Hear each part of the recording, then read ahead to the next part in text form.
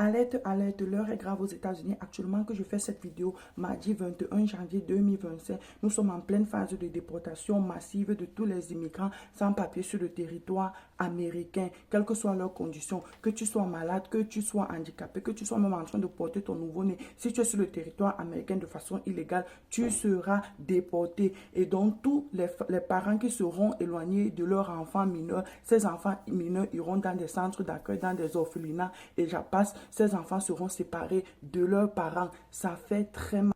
La déportation se fait par les officiers de police. Les sans-papiers sont d'abord menottés, arrêtés, ensuite envoyés dans des centres d'accueil où ils seront rapatriés plus tard dans leur pays d'origine.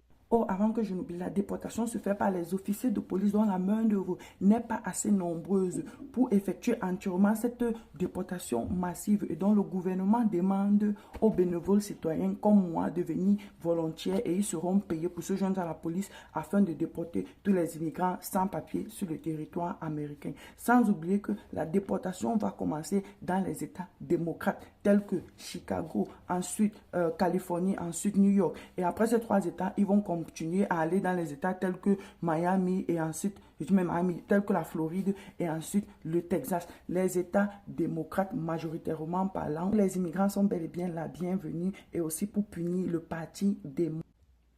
Bon, les amis, avec tout ce qui se passe aux États-Unis, vraiment, c'est l'heure est grave, c'est très grave. Donc, moi, ce que je vous conseille, parce qu'il y a plusieurs personnes là qui vont dire, il y a beaucoup d'agences là qui vont vous tromper.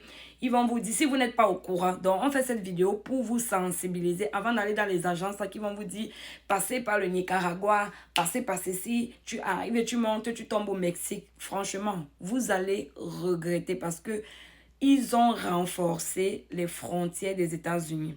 Ils ont tellement renforcé, donc n'utilisez pas. Et moi, ce que je vous recommande aussi, même avec le visa touriste, moi, je ne vous recommande pas d'utiliser le principe avec le visa touriste actuellement. Je ne vous conseille pas.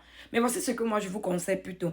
Je vous conseille plutôt d'utiliser le visa H1B, H1B ou H2B, ou alors le visa G1, je pense que c'est G1, quelque chose comme ça là. Voilà les visas, parce que ce sont les visas travail et le visa training, internship. Internship veut dire stage, ou bien alors pour ceux qui veulent partir comme fille au père et tout là. Je vous mens pas. Si c'est que si c'est un sujet qui vous intéresse, non les amis, savoir comment on fait pour avoir un visa H1B ou bien H2B ou alors un visa J1, n'hésitez pas de laisser en commentaire. Je vais faire une vidéo où je vais vous dire comment est-ce que vous allez faire pour ce visa. Et pour ceux qui veulent le J1, par exemple, les visas pour les stages ou bien quoi que ce soit là, dites-moi, ça vous intéresse. Je vous dis comment faire pour avoir ce visa. Bisous!